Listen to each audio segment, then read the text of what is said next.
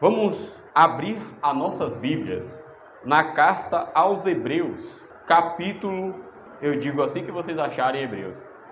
Quem for achando, vai ficando de pé. Glória a Deus.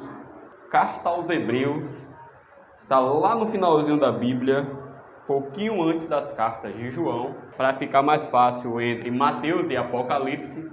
Hebreus, o capítulo é o 11. Hebreus, capítulo 11. Quem não achou, diga eu. O versículo, acompanhem comigo, é só um versículo.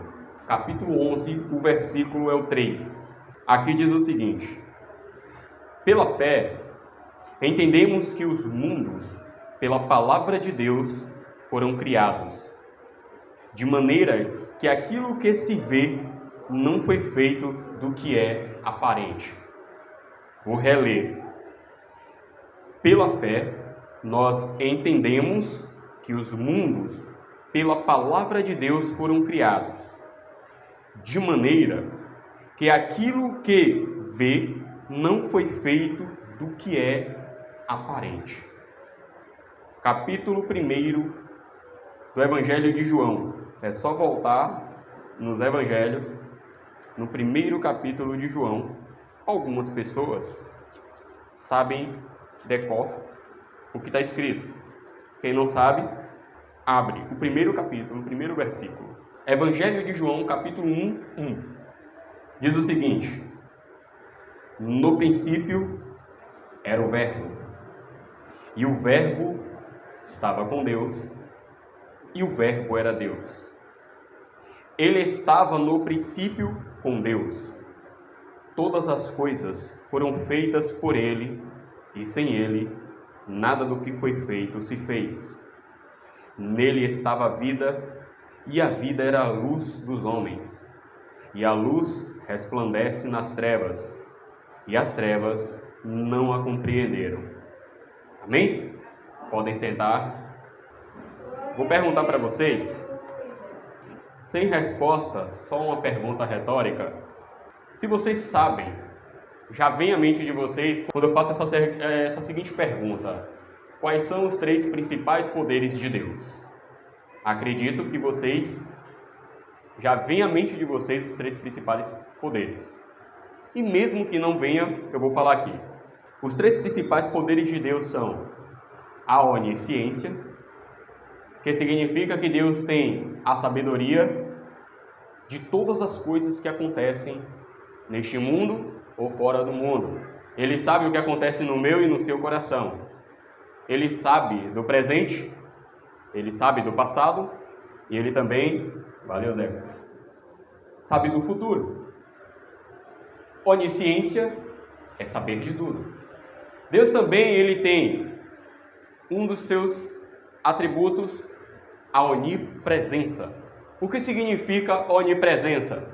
Significa que Deus está aqui, e ele está na igreja aqui do lado, ele está na igreja ali embaixo, ele está numa igreja no outro lado do mundo. Significa que o nosso Deus está em qualquer que seja o lugar. Nosso Deus, ele não é limitado ao espaço como nós somos. Se eu estou aqui, logo eu não estou em outro lugar. Se você está aqui, você não pode estar na sua casa. Só a sua mente, os seus pensamentos podem estar fora daqui, mesmo que o seu corpo esteja aqui. Mas o nosso Deus tem a capacidade que nenhum de nós tem e nenhum outro ser tem de estar aqui e em outro lugar, prestando atenção naquilo que está sendo feito aqui e prestando a mesma atenção naquilo que está sendo feito lá. E essa capacidade se chama onipresença. Ficou claro, não ficou? Agora, o terceiro atributo do nosso Deus é a onipotência. O que é que significa a onipotência? Segundo a palavra de Deus, e nós lemos isso aqui, o nosso Deus tem todo o poder concentrado em si. Não há, nunca houve e nem existirá um ser mais poderoso do que o nosso Deus. Aquilo que ele bem quiser fazer, ele fará. Aquilo que ele quiser deixar de fazer, ele deixará de fazer. Se ele quiser, com o estalar dos dedos, fazer com que nós deixemos de existir, assim acontecerá. Se Ele quiser dobrar a humanidade com o estalar do dedo, assim também acontecerá. Se Ele quiser secar os oceanos nessa noite e de dia em outros lugares, assim acontecerá. Se Ele quiser fazer qualquer coisa, para o nosso Deus nada é impossível, porque Ele detém todo o poder. Então nosso Deus é um Deus onipotente. Esse é o Deus que eu e você servimos. Terminando a introdução, nós vamos tratar um pouquinho exatamente do poderio do nosso Deus nessa noite. Algumas pessoas, elas têm a dificuldade de entender o nosso Deus. E isso é completamente normal. O nosso Deus é um Deus complicado em certos momentos, mas Ele é um Deus também, ao mesmo tempo, muito simples. Complicado por quê? Aquilo que o olho não viu, aquilo que o ouvido não ouviu e que não chegou ao conhecimento ou não subiu ao coração do homem, é o que está preparado para nós. Se o olho não viu, o ouvido não ouviu, se ninguém sabe o que é algo complicado de se entender, é ou não é? Mas o nosso Deus também exige coisas simples de nós. Ele só exige obediência, fé, amor da nossa parte. 2 mandamentos foram dados pelo Filho dele. Amarás o teu Deus de todo o teu coração, de toda a tua força e de todo o teu entendimento. E ame ao seu próximo como você ama a si próprio. 2 mandamentos. Simples, não é? Não é algo complicado de se fazer. É difícil de se fazer, mas é algo simples de entender. Nós temos que amar o nosso Deus sobre todas as coisas. Como é que eu entendo isso? Quando eu boto alguma coisa acima do meu Deus, eu estou simplesmente desobedecendo o primeiro mandamento que foi dado pelo Filho dele. Ame Ele sobre todas as coisas. E se eu começo a menosprezar o meu próximo? E se eu começo a denegrir a imagem do meu irmão, do meu vizinho, ou seja lá quem for? Eu estou também desobedecendo um mandamento bem simples que foi dado. Então a nossa escolha, ela é de obedecer ou não com as nossas atitudes. Mas difícil de entender o que é para ser feito, não é. Nós conseguimos entender. A questão é a dificuldade que nós temos de fazer aquilo que nós entendemos. O nosso Deus, ele tem uma capacidade muito grande de fazer coisas que estão além da minha e da sua compreensão. Em muitas das ocasiões citadas na Bíblia, Deus, ele não faz as coisas prévio aos acontecimentos mais extremos na vida do homem. Ou seja, quando o homem está bem, Deus age? Não. Geralmente, Deus agiu quando o homem estava no seu limite, no seu extremo, quando estava chegando a um ponto até de ele desistir. Chegou um certo momento em que o povo de Israel viu montanha de um lado, montanha de outro e um exército do Egito vindo atrás dele. Isso é ou não é um momento extremo? É um momento extremo.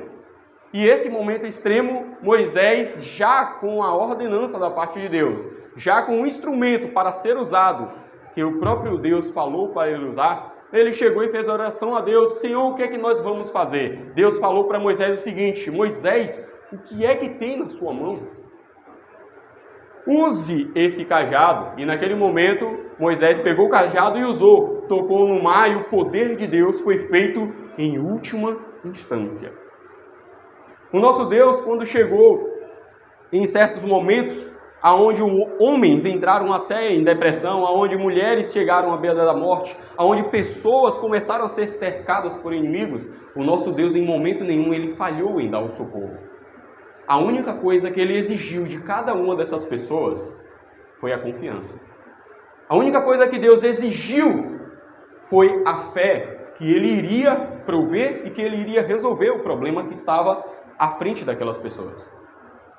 E esse Deus que exigia isso naquela época, ele, segundo a própria palavra, é o mesmo hoje, na nossa época. O mesmo Deus que operou em meio a circunstâncias difíceis na vida de muitos homens e muitas mulheres, ele ainda é o mesmo Deus que opera nas nossas vidas nos dias de hoje. Agora, o que é que esse Deus? Talvez nós ainda não aprendamos lendo a palavra. Então, alguém prega e talvez absorva mais fácil do que alguém lendo. O nosso Deus, que naquela época operava em circunstâncias difíceis, se você está passando por circunstâncias difíceis, Deus opera na sua vida ainda. Então é só ter fé, é só acreditar e confiar nele. Deus naquela época, ele operava em circunstâncias difíceis e ele, prevendo a nossa fraqueza e nossa fragilidade, conforme o passar dos séculos, Deus ele deixou uma seguinte palavra: não há provações que seja encarregada a mim e a você que eu não possa, que você não possa suportar. Não há provações dadas a mim e a você que eu e você ainda não posso suportar. Então, ele já deixou claro o seguinte: o que você está passando porque você aguenta. O que você está passando porque você ainda suporta. Porque Deus não deixa com que ultrapasse o meu e o seu limite. Terminando essa parte, eu quero dizer o seguinte: o nosso Deus, em primeiro lugar, ele é muito poderoso e ele não mudou. Deus criou somente nós, os seres humanos, pela complexidade que há na criação de um ser vivo como nós. Eu escrevi esse pequeno texto aqui para me lembrar do milagre que nós somos. Eu e você, nós não somos simplesmente seres que Deus do nada resolveu remanufaturar uma ideia. Não, nós somos a primícia da melhor ideia de Deus. Deus nos criou conforme a sua imagem, conforme a sua semelhança. Ou seja, quer ver Deus? Se olha no espelho. Tire uma foto da sua face, de você, e você estará vendo o próprio Deus.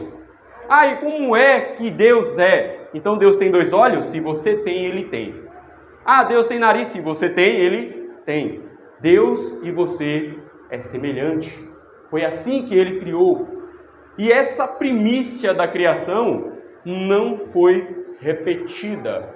Cientificamente falando e biblicamente falando, há muitas possibilidades de nós sermos os únicos da criação divina. E eu acredito que somos, independente daquilo que A ou B diga. E aí eu escrevi o texto para me lembrar. A chance de acontecer o que aconteceu conosco, de Deus, ele criar um homem do pó da terra, soprar o fôlego de vida naquele homem, e dali fazer com que ele enchesse e multiplicasse a terra. Isso é um acontecimento na qual a ciência mostra que a possibilidade disso se repetir ou de ter acontecido foi a seguinte: imagine a areia do mar. A areia da praia, perdão. A areia da praia, você consegue pegar na mão milhões de grãozinhos de areia, é ou não é? Consegue contar aqueles grãozinhos de areia que está na sua mão? Imagine só você contar toda a areia que se encontra naquele chão. A existência da humanidade, para se repetir, seria você convertendo esses grãozinhos, para ficar mais fácil para o entendimento, esses grãozinhos de areia que se encontram na areia da praia, em moedas de R$1. Imagine, é muita moeda. E você conseguir ser jogado do alto e cair no meio dessas moedas e encontrar a única moeda de 10 centavos no meio de todas elas. Não é só você chegar lá e ficar procurando, não. A probabilidade de reacontecer o que aconteceu com o nosso Deus, criando a humanidade, com o nosso Deus, fazendo com que tudo o que nós conhecemos hoje exista, para a ciência é equivalente a nós acharmos 10 centavos em meio a milhões de reais de R$1. A cor prateada do real, a cor dourada do real, a moeda de 10 centavos, seja prateada, seja dourada, ela é impossível de se achar. E ainda que ache, as chances são anos-luz de diferença. Isso reflete a nossa exclusividade. Ah, será que existe vida em outros planetas? Se esse acontecimento se repetir, então sim, existe vida em outros planetas. Se as possibilidades de uma moeda ser achada várias e várias vezes, se vocês acreditam que isso é possível, então há vida em outros planetas. Eu, particularmente, indo por essa linha de raciocínio, eu percebo o quão especial nós somos para com Deus. Eu percebo que quando Ele criou os seres humanos, Ele não criou simplesmente algo parecido com os anjos. Ele não criou algo parecido com os animais. Não, Ele criou algo igual a Ele, na sua imagem e conforme a sua semelhança. O homem, ele foi feito para ser eterno. O homem, ele não foi criado para morrer. O homem, ele não foi criado para perecer. O homem foi criado para permanecer para todo sempre.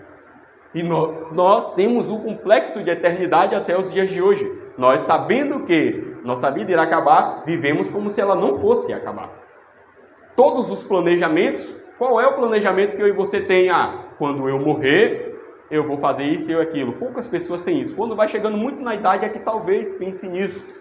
Não, eu vou construir esse prédio aqui porque quando eu morrer... Não, eu vou fazer isso aqui porque eu quero me aposentar, porque eu quero deixar de trabalhar, porque eu quero dar uma aliviada, eu quero descansar. É esse os pensamentos natural do ser humano. Nós temos isso dentro de nós. A nossa essência vem de um Deus que é eterno. Então nós temos por natureza a vontade de sermos eternos.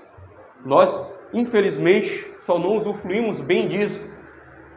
E voltando aqui para a situação do texto,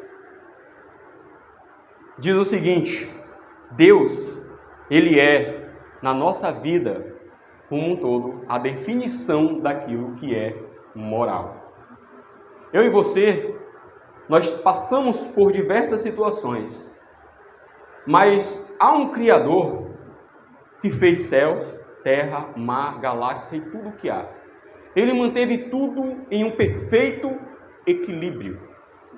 Não há nada fora da linha, porque se assim estivesse, todas as coisas se colapsariam. Aqueles poros, aquelas coisas que as abelhas fazem para que as plantas comecem a nascer as flores e daí os frutos, e assim gerar o meu e o seu alimento, por conta de um inseto. 75 a 80% do nosso alimento hoje existe. É do jeito que é. Se não fosse eles, nós morreríamos. Colapsaríamos por conta da alimentação. Um pequeno inseto tem uma grande importância na minha e na sua vida. Esse inseto foi criado por Deus. Nós falamos aqui na escola bíblica a respeito da qualidade e os benefícios, os malefícios que tem se caso a Lua simplesmente se afaste ou se aproxime da Terra. A Lua, ela tem um magnetismo com a Terra. É como se fosse uma espécie de cabo de guerra, aonde a Lua puxa para um lado e a Terra puxa para o outro. Isso faz com que as marés, elas se comportem de maneira diferente. Faz com que as ondas, às vezes, ela esteja indo contrário à praia, aonde se alguém ou algo for colocado, será levado.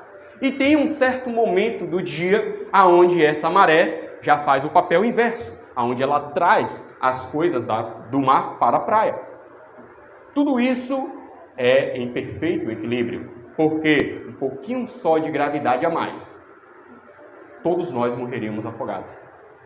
Um pouquinho só de gravidade a menos, a Terra entraria num frio, em uma falta de equilíbrio aquático, dentre outras coisas, que nos faria nós perecermos. A nossa vida, ela é existente porque todos os detalhes foram pensados acima da sabedoria que nós conseguimos mensurar. E o que é que eu quero dizer com isso? Que o nosso Deus, ele não é qualquer Deus. Há algumas pessoas que se esforçam, porque sim, precisa se esforçar para descredibilizar ou pelo menos tentar apregoar para os outros a não existência desse Deus. Precisa se esforçar muito para dizer que ele não existe, porque cada canto que nós olhamos, cada lugar que nós vamos, comprovam a existência do meu e do seu Deus. Quando nós vemos o sol todas as manhãs ele nascer, aquele sol bonito, aquele sol maravilhoso, que ora parece branco, ora parece para algumas pessoas que desenham amarelo. Aquele sol, ele tem uma extrema importância para a minha vida e para a sua vida. Sem aquele sol, nós não conseguiríamos a chamada no nosso corpo vitamina D, na qual traz muitos benefícios para a nossa saúde. E sem esse sol, muitas plantas também não sobreviveriam. Isso acarretaria na nossa falta de alimentação também. Muitos animais morreriam e isso afetaria a ecologia, afetaria toda a biologia. Todas as coisas mudariam e pereceriam simplesmente por o sol se afastar, por ele deixar de existir ou até mesmo por ele se aproximar mais do que ele já está. As pessoas têm muito medo do sol. Se o sol se aproximar, nós iremos morrer de calor, a internet irá parar, todas as coisas vão acontecer de ruim. As pessoas não sabem que por trás do sol há um Deus, que está mantendo tudo em equilíbrio. Há um Deus que está mantendo tudo na sua devida ordem. E quando nós passamos a estudar a ciência e comparar com a Bíblia, nós glorificamos a Deus, porque até a ciência comprova a existência dele. Até a ciência mostra o quão magnânimo ele é em todas as suas coisas. O universo, ele tem todo um aparato de cálculos que precisam ser feitos para entender o porquê 1 milímetro para lá, 1 milímetro para cá, colapsa todas as coisas e faz com que tudo que existe deixe de existir. Não só humanos, mas planetas, estrelas, constelações e seja lá mais o que existe aí afora. Todas essas coisas, elas se encontram em perfeito equilíbrio. E aí a gente, como seres humanos, não os cristãos, nós somos um povo separado, e eu louvo a Deus por isso. Mas os seres humanos, eles fazem de tudo para explicar todas essas coisas. Todas as coisas que os pesquisadores vão a fundo é para tentar entender como é que funciona isso. Mas passa século e mais séculos. E eles não conseguem entender o quão perfeito é o universo. Eles entendem que é muito perfeito o universo, mas não conseguem entender quem conseguiu ou o que conseguiu fazer essa perfeição acontecer. Mas eu sei o que foi que fez essa perfeição acontecer. Você sabe? Nós sabemos o que está por trás de toda a ordem que existe no universo. Nós sabemos o que está por trás de toda a organização em cada milímetro daquele lugar que nós pisamos.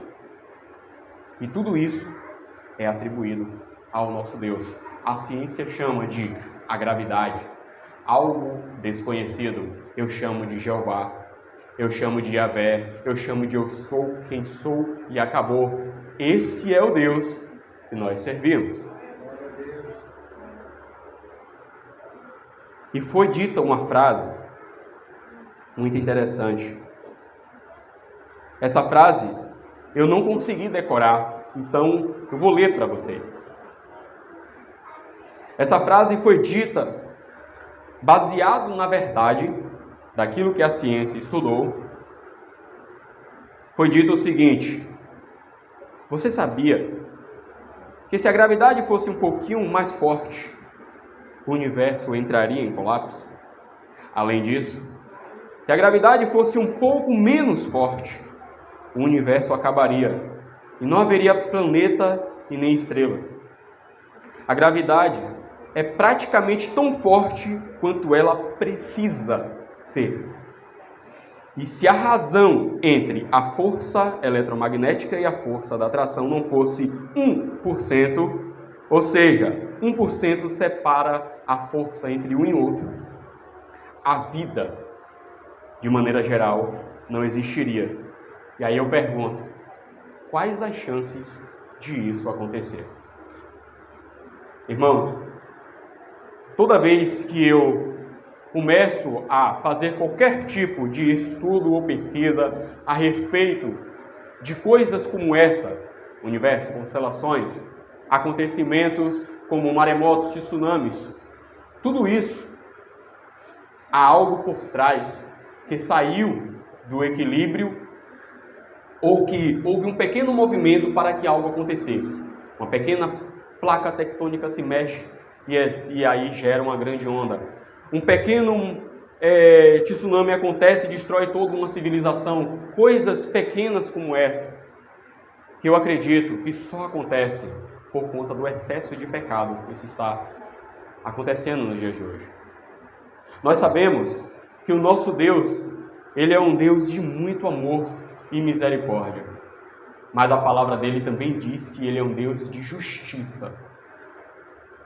E Ele deixa bem claro, bem-aventurado são todos aqueles que têm fome e que têm sede de justiça, porque esses serão fartos. E há muitas situações em que nós não conseguimos entender o porquê que a humanidade ela fica, em sua grande parte, impune daquilo que está sendo feito de errado. Mas, seja aqui ou seja num tempo vindouro, eu e você seremos fartos. E essa fartura de justiça é porque nós veremos todas as pessoas pagar nada mais, nada menos, mas pagar exatamente aquilo que tem que ser pago por todos os seus feitos. E está incluso a mim e a você. Todas as pessoas vão ser submissas à justiça do Deus que criou todo o universo. Eu estou falando tudo isso para que vocês entendam que nós, como cristãos, devemos entender o tamanho do Deus que nós servimos.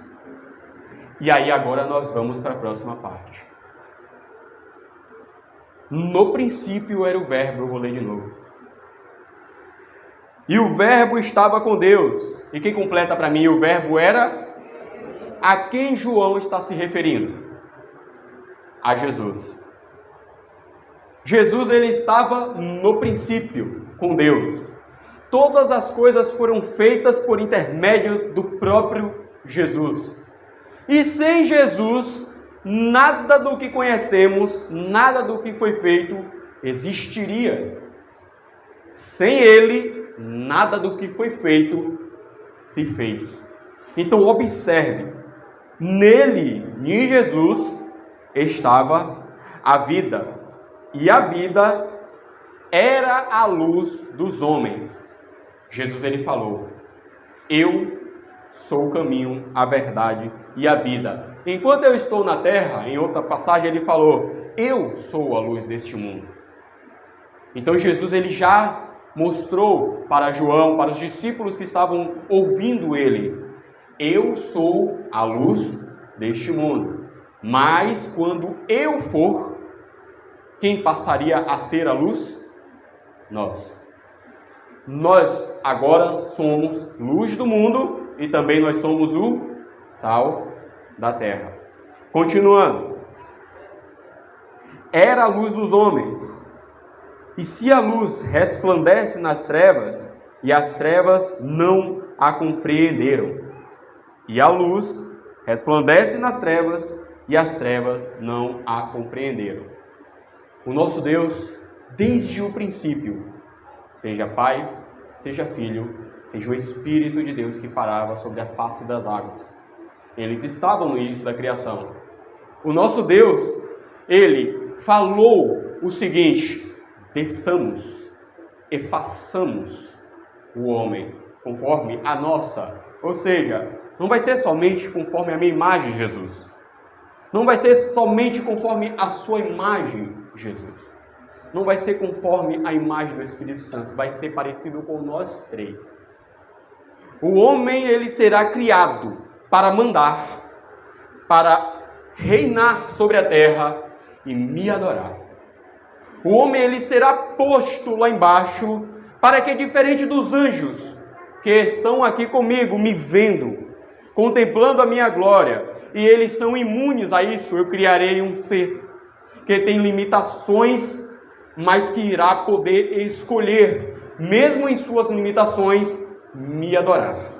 E esse ser que eu estou criando para me adorar, eu darei a ele o chamado livre-arbítrio, aonde essa liberdade fará com que no final haja um caminho que Ele mesmo escolheu trilhar. E esse final de caminho que Ele escolheu trilhar fará com que Ele venha a mim, não porque Ele merece, mas porque no princípio o Verbo estava lá. E o Verbo se fez carne, e o Verbo habitou entre os homens para salvar estes homens. Esse Verbo fará com que haja uma ponte entre esses homens e esse lugar guardado nos céus. Uma terça parte dos anjos foi expulsa dos céus.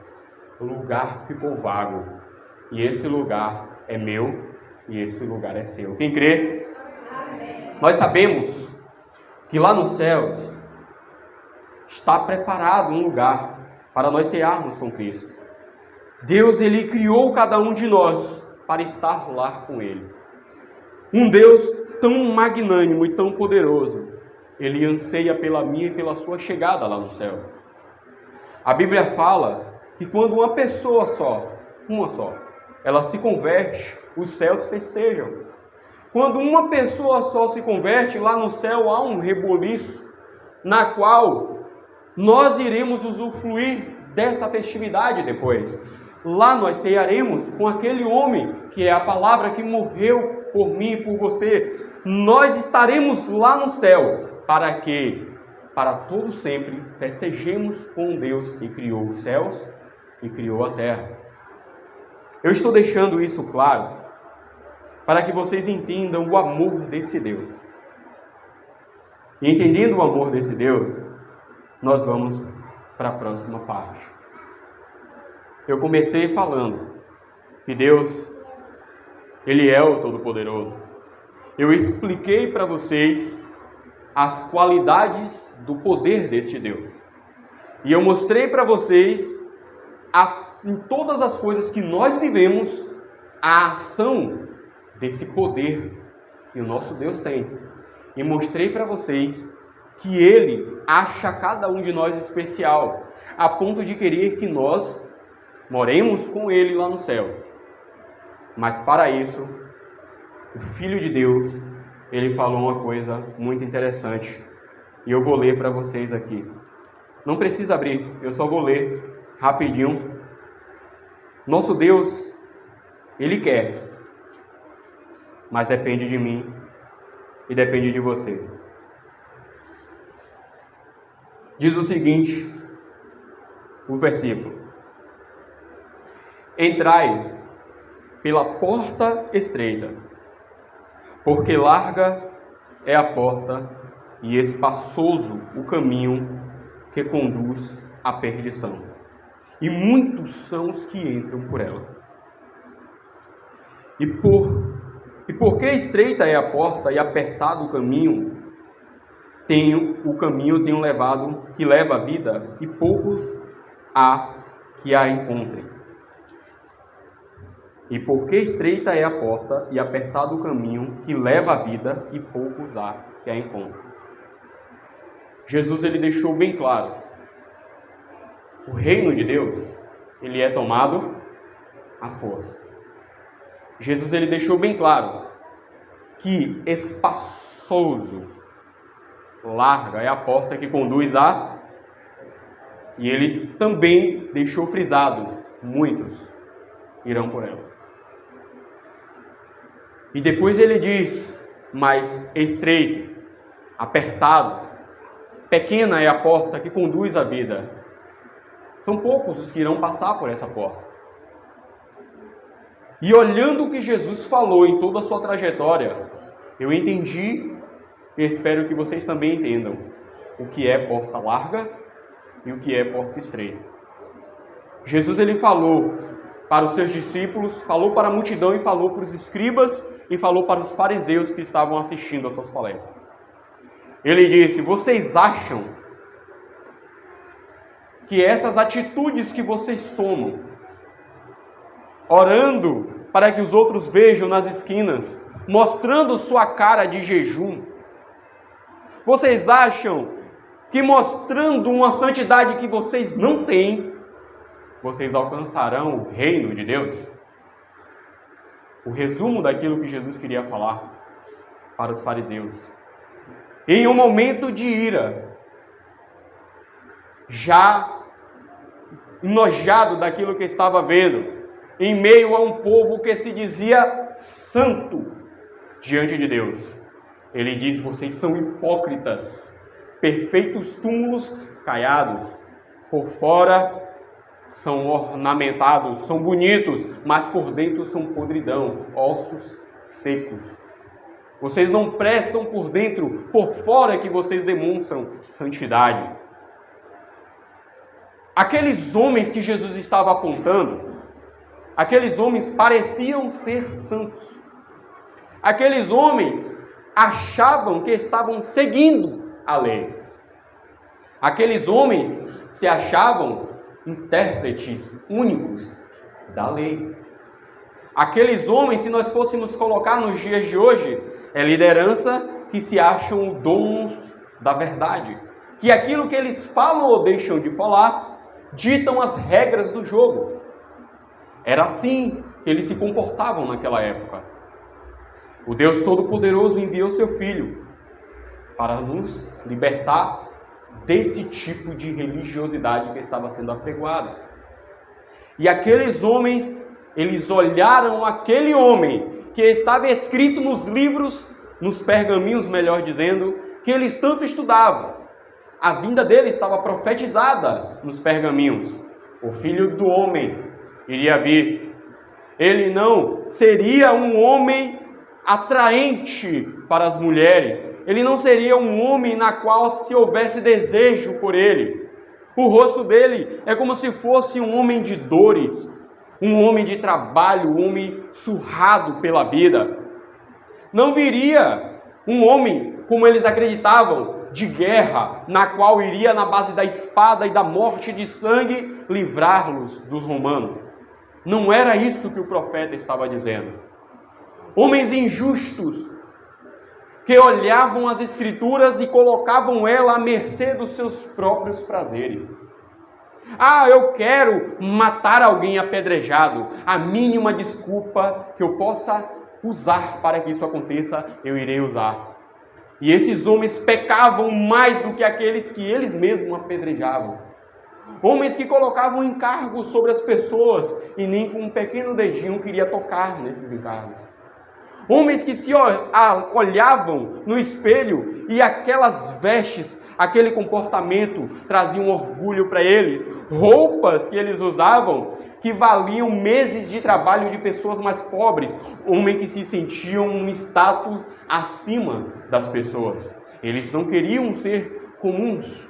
Eles não queriam estar em meio a pecadores. Eles não queriam pregar para os doentes. Impediam pessoas de entrarem nos templos simplesmente por serem leprosos, por serem prostitutas, por serem qualquer que seja o outro pecado que cometiam. Esses homens, eles se diziam porta-vozes de Deus. Mas como é que poderia ser um porta-voz de Deus se esses mesmos, não estou me referindo a pessoas do mundo, eu estou falando de pessoas cristãs. Se nós compararmos para os dias de hoje, entenda o que eu estou dizendo. Pessoas que servem a Deus, mas que não entrarão no reino de Deus. Jesus, ele falou: vocês são perfeitos túmulos caiados. Vocês, imagine só, agora uma conjectura da minha parte. Na época da lei, um homem morria e a sua mulher era a única testemunha. Segundo a lei, precisa-se que 2 pessoas, pelo menos, testemunhem sobre um acontecimento para que aquilo seja julgado como verdade. E uma mulher perdendo o seu marido, e ela sendo a única testemunha, ela não é classificada como uma testemunha viável para dizer que ele morreu. Ele morrendo, ela fica viúva. Porém, sem testemunho da morte dele, para todos os efeitos, ela foi abandonada. E ela, sabendo que é viúva, tendo autonomia de se casar, caso ela se case, simplesmente por ela ser a única testemunha da morte do marido, ela morreria apedrejada. Onde está a justiça nisso? A lei, ela tinha suas contradições. Leis essas que foram estabelecidas, segundo a palavra do próprio Jesus, por conta da dureza do coração do homem. E esses homens se julgavam doutores da lei, mas não as praticavam. E aí chegou um homem que as próprias escrituras que esses doutores estudavam, chegou lá com todas as características que as escrituras diziam, mas o seu religiosismo, não sei se essa palavra existe, mas a sua religiosidade não deixava com que vissem a verdadeira verdade. A religiosidade não permitia com que Jesus fosse visto por eles como o Messias que ele foi. E aconteceu o seguinte: esses homens, escribas e fariseus, eles começaram a cogitar a morte de Jesus. E para que você e eu saibamos que Jesus é o Filho de Deus, as profecias que estavam para cumprir quando o Messias viesse, Jesus cumpriu. Mas eles não conseguiam ver isso.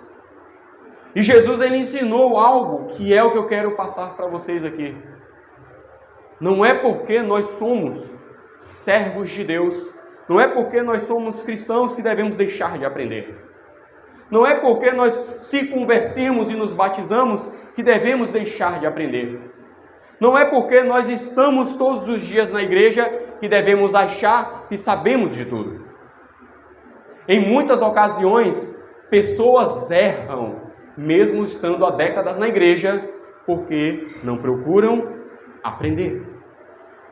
E a falta de conhecimento gera sofrimento. E esse sofrimento não é culpa de Deus e nem é culpa do diabo.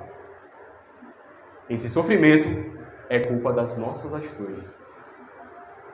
Quando você e eu não procuramos, diferente dos escribas, olhar as escrituras como ela é e praticar como ela é na simplicidade que ela tem, nós passamos a sofrer. E o que eu quero dizer com isso? Quando Jesus ele olhou para os discípulos, ele começou a pregar, desconstruindo tudo aquilo que os escribas e os fariseus vinham construindo no passar dos anos. Jesus ele falou bem assim: olha, se vocês veem uma pessoa inimiga vir até vocês e lhe roubar ou lhe tomar a sua túnica, deles também a capa. Se vier alguém e bater no seu rosto, lhe oferece a outra face. Se o teu inimigo vier te pedir algo, ajude. Ame esses seus inimigos. Ajude quem vos odeia. E aqueles homens começaram a se corroer por dentro. Porque não é isso que eles estavam acostumados a ouvir.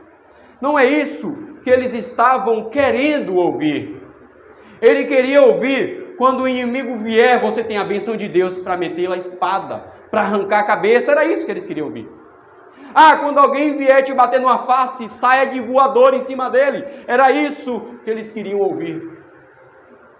Quando Jesus ele falou bem assim: se alguém vier tomar um pedaço da sua roupa, eles queriam que Jesus falasse o seguinte: vai lá e não só toma o que você tem direito, mas ainda pode surrá-lo e prendê-lo. Vocês têm direito a isso. Era isso que eles queriam ouvir. Mas Jesus ele veio falando tudo o contrário daquilo que eles queriam ouvir. E quando começou a falar o contrário, começou um filtro, decidindo aqueles que estavam trilhando o caminho largo e filtrou aqueles que estavam passando pela porta estreita. E nesses últimos 10 minutos, nós vamos trazer para a nossa época o caminho largo. Para nós cristãos, eu não estou me referindo ao mundo, estou falando de nós. O caminho largo é nós vermos alguém que nós podemos ajudar, e não ajudamos. O caminho largo é você ver alguém fazendo algo errado e você ou ocultar aquilo que está sendo feito de errado, ou você conniver com aquilo que está sendo feito errado. É você ver alguém cometendo um erro, trazendo para você uma mentira e você alimentar essa mentira e você participar dessa mentira. O caminho largo é cristão que fala meias verdades. Meia verdade é uma mentira completa. Não existe meia verdade. A verdade, ela é absoluta. Jesus, ele deixou bem claro que do seu falar proceda sim, sim e não, não. Tudo aquilo que passar disso já é procedência do maligno. Então, se você fala meia verdade, a sua boca foi usada pelo... Fala, pode falar. Pelo maligno. Se você usa uma meia verdade, você foi usado pelo maligno. Palavras de Jesus. Falar que nem o pastor falou aqui hoje de manhã. Vá discutir com quem escreveu. Nós não temos a autonomia de falar meia verdade e achar que estamos indo pela porta estreita. Não. Caminho largo, ele faz com que você abrace mais pai, mãe, filho, filha, neto, sobrinho, amigos do que Cristo. E Jesus, ele deixou bem claro, se você abraçar mais esses, amar mais esses do que a mim, você não é digno de mim. E aí, nós olhamos para dentro de nós e começamos a nos autoavaliar. Qual caminho eu estou trilhando, mesmo ainda estando na igreja? Qual caminho eu estou trilhando sendo cristão? Ele é o largo ou ele é o estreito? Se está doendo a sua trajetória, se você tenta manter sua vida em santidade e isso te gera dor, geralmente isso é caminho estreito, porque caminho largo não dói. Se sua vida está fácil demais, caminho largo. Se nada acontece de problema na sua vida, caminho... Não, eu vou falar de novo e vocês falam mais alto, com ânimo, que é para sair daqui entendendo o que é caminho largo e o que é caminho estreito. Se sua vida está fácil demais e se nada acontece, se o diabo não te abusa, isso é caminho... Muito bem. Caminho largo. Incomode o capeta. Deixe os anjos do demônio, do diabo, furiosos. Para isso, é obediência para com Deus. Não deixe sua vida muito tranquila, porque se ela está muito tranquila, é caminho... Eu não vim para trazer paz a vocês. Eu vim para trazer espada, palavra de Jesus. A paz, ela é depois, ela é vindoura. Deixe sua cruz mais leve, mais paz. A paz que nós carregamos não é a paz que o mundo dá. É uma paz interna pela graça de Deus. O saber que eu sou salvo, você saber que você é salvo, isso gera uma paz que não tem barulho de criança. Isso gera uma paz que não tem trabalho com um patrão chato. Isso gera uma paz que não tem trânsito ruim que tire ela. Porque essa paz, ela é entranhada em você. E agora nós vamos, para terminar, conhecer o caminho estreito. O caminho apertado. Como é que eu sei que eu estou no caminho apertado? O caminho apertado faz com que, se nós podemos botar no sentido figurado, daquilo que está sendo dito aqui agora, um joelho machucado por conta de orações, aquele acordar de madrugada e falar: Senhor, o que é que o Senhor tem para falar comigo, já que me acordaste dessa hora? É acordar de manhã e você agradecer por mais um dia que o Senhor fez nessa terra para que eu e você usufruísse. É você olhar para os céus, olhar para o ar que você sentir, o ar que você respira, olhar a natureza e falar: bendito seja o nome do Senhor por todas essas coisas. É em tudo que eu falei aqui agora sobre a grandeza de Deus, você entender isso e render graças a Ele. Caminho estreito é você vir ao culto e falar bem assim: ó, eu não estou indo para ver fulano, Eu não estou indo para ver o Beltrano, eu estou indo adorar o meu Deus. Isso é caminho estreito. Caminho estreito é você quando pegar um microfone para cantar, para ler um versículo, para falar algo, você expressar Jesus nas suas palavras, no seu gesto, na sua boca. Não é você que sai, é Jesus que sai da sua boca. Não vivo mais eu, mas Cristo, Ele vive em mim. Não existe mais você quando você está no caminho estreito. Quando você está no caminho estreito, Jesus reflete em você.